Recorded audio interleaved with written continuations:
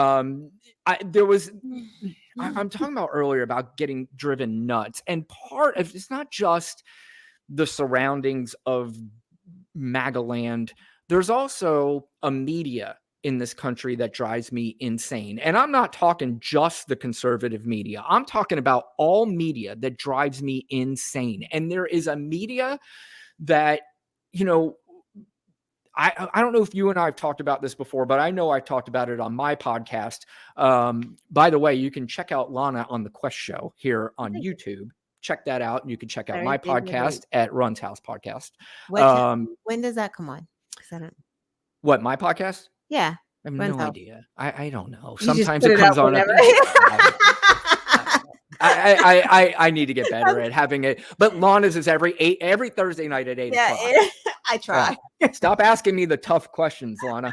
But anyway, I get sick from this media on both ways because I've talked about this before, and I've talked about it because I've heard others say it.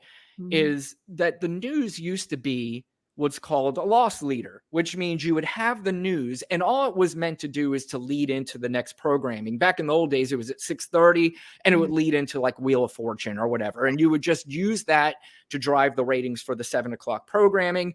And why they called a loss leader is because the news lost money. They were not meant to be a multi-billion-dollar industry. Right. Now it's a multi-billion-dollar industry that they will do whatever it is they can to get people to tune in. Right. Even places, and I don't get me wrong, when people ask me, where do I get my news? I can actually answer the question. There's a lot of people that I ask that love Donald Trump. For some reason, they can never answer the question or they're embarrassed to answer the question. Where they get their news. That's exactly right. And that's the problem. Yeah.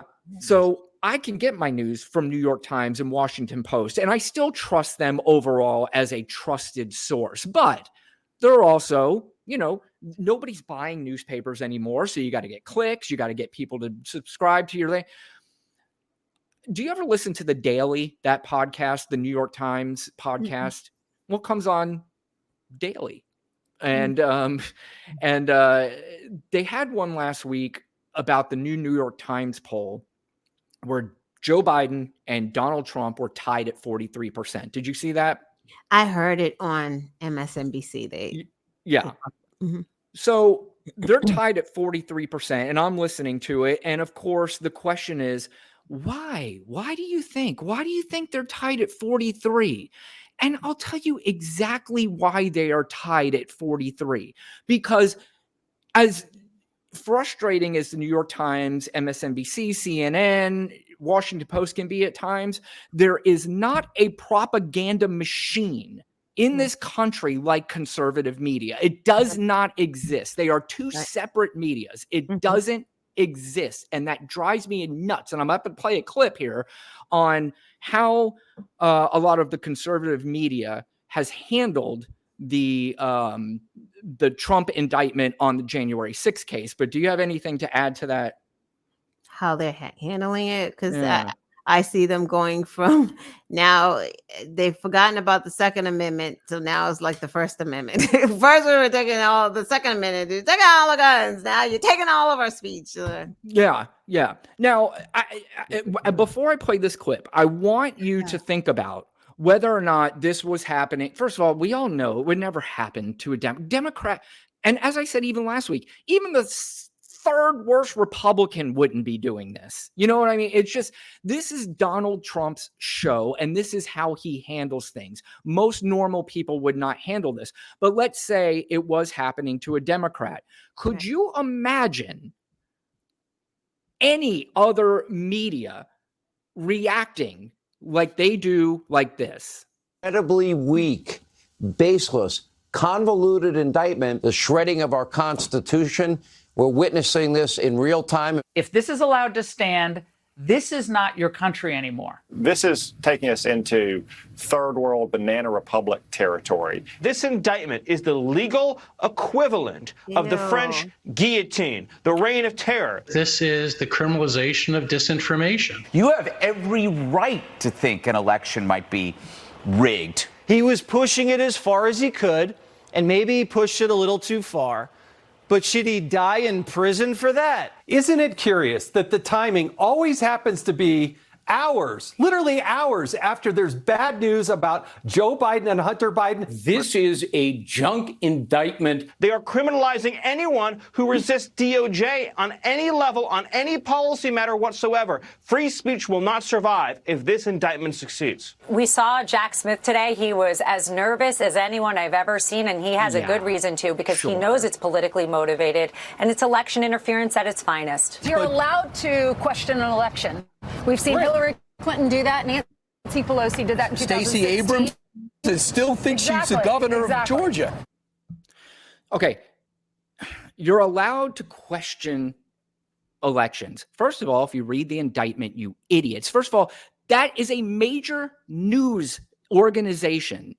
And they are saying that if you say something, you're allowed to. If you read the indictment, they're not charging him for that. They even said in the indictment itself that you can lie about it even if you want to. We're not charging you for that. Go ahead, Lana.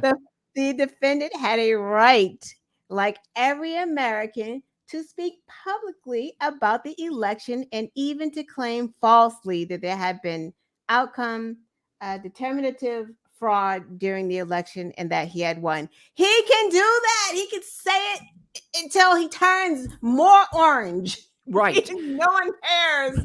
No one is talking about his free speech. Like Brian just said, that is not why he got indicted. Correct. It is not why he got indicted. And again, I want to point out again, this is a news organization that is the most watched news organization in the country. Disgusting. Now, I want to point out for everybody that celebrates that, if you think that that's a big deal, and the reason why is because more Americans want real news instead of the fake news that you see on CNN, NBC. The reason why Fox has more viewers than any other news channel is because it's the one outlet that all the crazies can go to. The other outlets, there's numerous outlets that report normal news. Read, right? Like, through all of your clips, no one sat down with this indictment and said, let's read this, each bullet point. No one. That's what they did on the other news, right? That's why, we know that they're trying to make money too, but at least they're reading from the indictment. So we're getting facts of the indictment. And they may opine on those facts. Right. And that is okay. And you know what? Quite frankly, a lot of the opinions on these facts that they have, they're asking real attorneys that have been part of this. So they're not having on these goofballs from the Trump organization who just kiss his ass no matter what they do or no matter what he says. They're in it 100%, and they're just going to spew these lies to the American people, and they're going to try this case in the public sphere instead of, and hoping it gins up enough anger to get him out of this. But it doesn't. It doesn't. It's like they're talking to the same 35%. No one else gives a fuck about Hillary and Hunter. Like, they are still saying, this is unbelievable that they're still saying, well, Hillary. It's like, what the fuck are y'all talking about? Like, even the dumbest person, I mean, like, how dumb do you have to be? It's baffling because I can't even imagine how that sounded normal to anyone. Like, it's just, where are the facts? You're not sure? You're not telling me. Why are we talking about Hunter? Like, tell me about this indictment. What is he being? Yeah, I got news for you. I'm happy. Fuck the indictment. Let's not talk about it anymore. Okay, you're right. Donald Trump's getting set up. It's a big witch hunt. Let's go over the facts now that you can show to me about Hunter Biden that I need to look at, and I'll look at it seriously. I swear on my life I will. Show me the facts on something that I've already investigated, by the way, with real news that shows, first of all, the Burisma thing has been investigated over and over and over again. There's a Republican report that even came out and said, shit, we can't find anything. James Comer and that other idiot, who's the guy who let rape happen at Ohio State with little boys. Jim Jordan. Jim Jordan. They're on all these stupid shows, and they're still scrambling. We're finding it. We're finding it. We hope so. We hope we can find it. Co-worker, business partner is saying there's nothing there. Yeah, it's just unbelievable. And the other thing that drives me nuts too is I said, well, okay, at least admit there's crazy people on the right and there's crazy people on the left. I said, okay, so 10 years ago, maybe even 7 years ago, I would have said, yeah, there's some, people on the right, people on the left that are to the extreme. Like the people on the right, want a smaller government and they want to cut more taxes. The people on the left, they want free healthcare and they want more cars on the road that are electric rather than gas cars. Now it's the crazy people on the right are defending a guy who started an insurrection. They're wanting abortion after 6 weeks and they really want a full abortion ban. Yeah. And the people on the left, the crazy ones on the left, they want free healthcare still, and they just want a car that, doesn't. That's